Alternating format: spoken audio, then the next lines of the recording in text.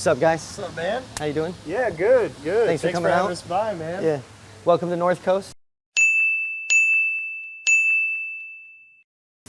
House brands. So basically, we're kind of, in Michigan, we don't have like distribution licenses like some states. We have processing where we can do the same kind of stuff. So we distribute to about 200 different retail locations out of here, and we produce pre-rolls, packaged eighths, and like hash and rosin. That's why you guys are here. But this is all our graphic design, accounting. Odell is the facility manager, one of our partners here. And so he runs the day-to-day and kind of like make sure everything stays smooth here. This is all of the hand-rolled pre-rolls. So this is like Northcoast, and right now everybody just finished rolling for the day, so they're just going through all their pre-rolls and finishing them. So we kind of built this space like a cigar factory style for weed, really, where we have prep, they're weighing out all of the different dishes, they're giving us like precise grams, so that way the rollers can just focus on rolling until the flavor's completed. Then they go through and we have different stations to finish while they're rolling. This area is all of our automated packaging. So right now we're running it semi-automated because we're doing die cut bags. So this is a pretty cool setup, this packaging machine. This is built in Michigan. So it's Durapack. It's built, they're 30 minutes away. So it helps a lot. If we ever have any issues, they'll come out and help service it. This is a new drop with pressure pack. Oh, yeah. Yep, that is the Zombie Hunter. So that's a 14 head combination scale. So the material, we sort it right over there. Mm-hmm. And she's taking out all the nugs that are under a half gram and anything over 2.5 grams. And then all of these go onto our belt to get packaged into the machine. That way we don't have any eighths that are over 7 or 8 nugs. Mm-hmm. So then over here, we're doing the automated pre-rolls. So we use Futurolas. We produce about 20 to 40,000 units a day through 2 shifts, finished, closed. Check it out. This is like, they're doing a 28 count pack. So this is our budget pre-roll. They're going through inspecting them. You can see we do a fold close on everything. And then it just goes from the cups right into the bag. Yeah, like a lot of people are trying to buy big machinery to do this kind of stuff. But it's like, I've seen people who spend $300,000 on one machine and it produces the best shift ever, 11,000. Right. And we'll do 20,000, 30,000 a shift with a couple Futurolas. Right. And it's like, it's all about the team though. And then it takes more to package. You know, packaging and quality control is a bigger part. The production is pretty quick. Right. But then all the hand rolling, and then here's some more hand rolling over here. This is Zoot Rolls. So Zoot is another brand that we brought on, Michigan brand, hand rolling donuts, and hash holes, straight flour, all different stuff. But the goal here is we're trying to build like a cigar factory for cannabis, where like we're producing several brands in the market.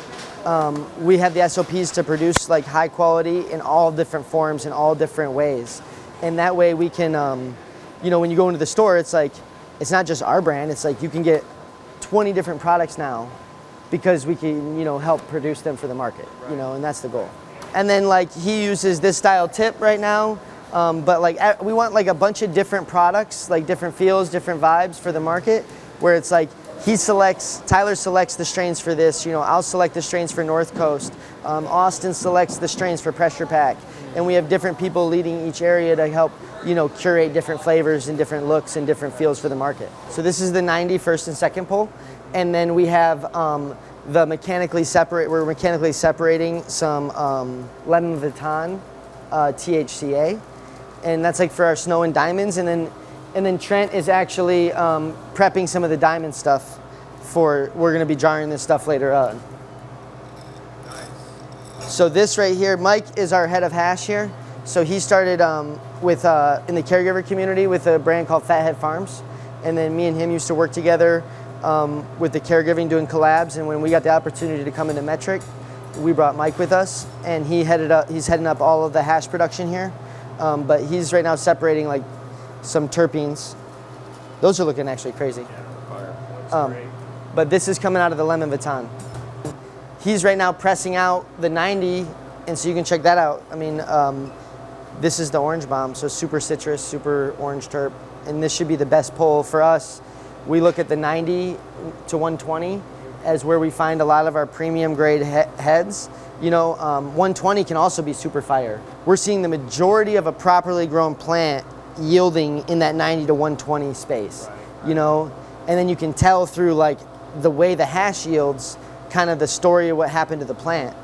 Because like if we're seeing heavy 40U, then a lot of those heads probably got popped, or they were harvested late, or it was heated up and diminished somehow, you know, and then you won't see a lot of the 90, it'll be gone, you know, so it's interesting.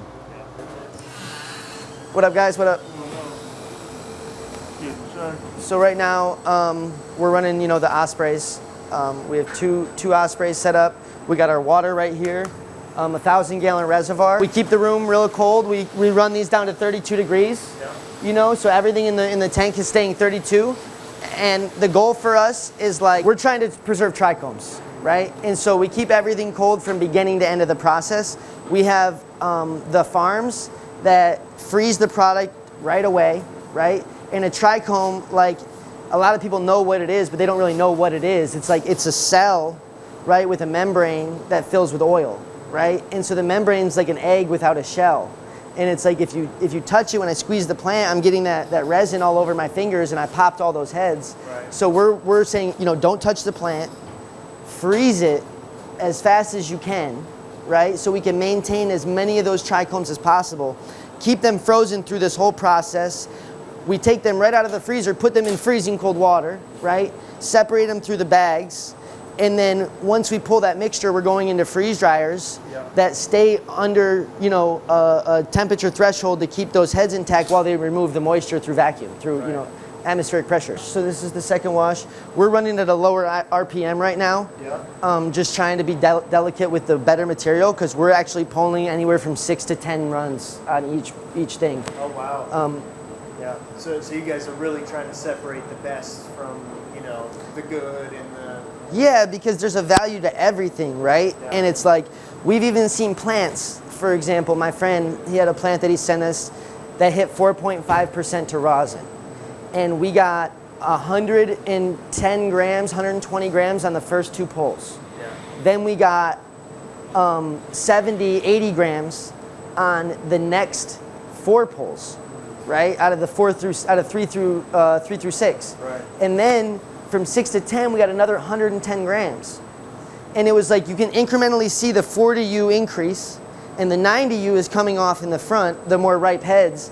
And then we're pulling those less ripened heads, but it's still got a value to it. And like that percentage then overall went up, you know, 1.2%, you know, almost 30% overall yield increase because we pulled those extra 4 pulls. Right. So it's like, even though maybe it's not the most premium quality, maybe it's something that can go into an edible, or maybe it's something that can go into a donut or a vape pen or a hash joint or whatever, you know, as long as it provides value to the product. Yeah, so we try to run between 15 to 20,000 grams per run, just because we see our optimal yield somewhere in there is what we're seeing.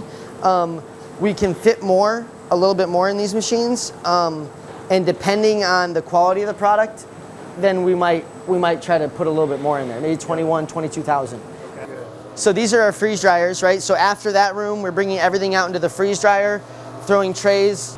We have 24, but some of them aren't working right now. But we have 24. But yeah, I mean, we do what we can here. You know, we're trying to get through a lot of material. We like to pull it like this. Yeah. Like, we like to pull it because for us, it cures different. Yeah, it's more like a lemon meringue pie or something when it cures, instead of like that chalk hard. It's just softer. You know, some stuff's still drier, you know, everything's different based on the plant. Okay.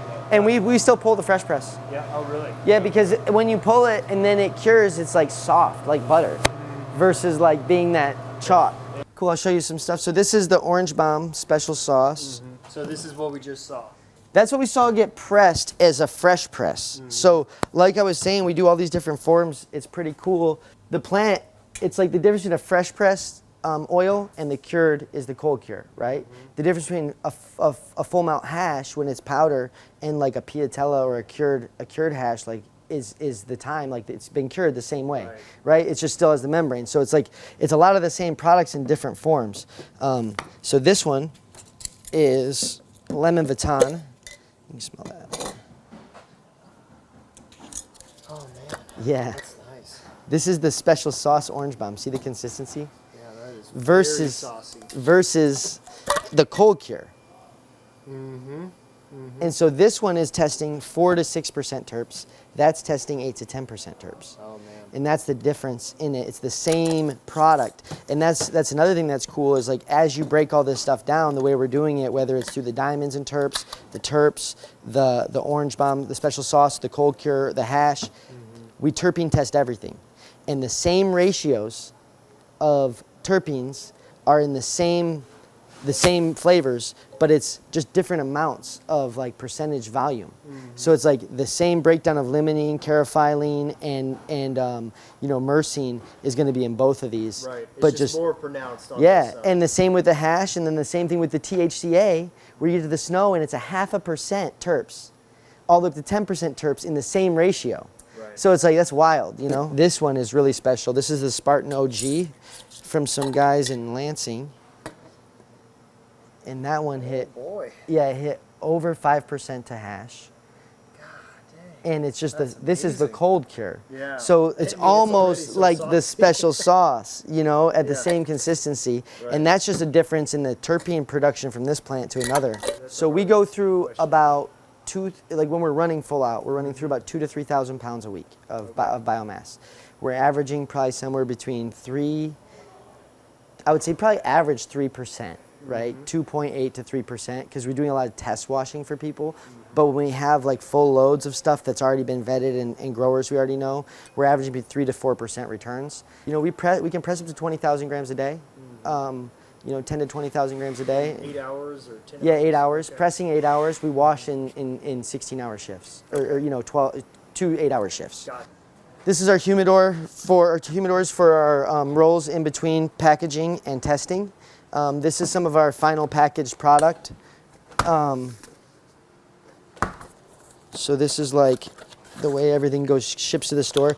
That looks really good. Thank you. Yeah, and that's the ice pack that I was telling you about. Let me check it out. So this is our packaged donuts. Yep. These are the new flavors we're dropping. So this is Alpha Buds, Organic Mechanic, Freak Show and Pressure Pack, Happy Little Trees. Freak Show is all organic, Happy Little Trees is all organic. When you open these,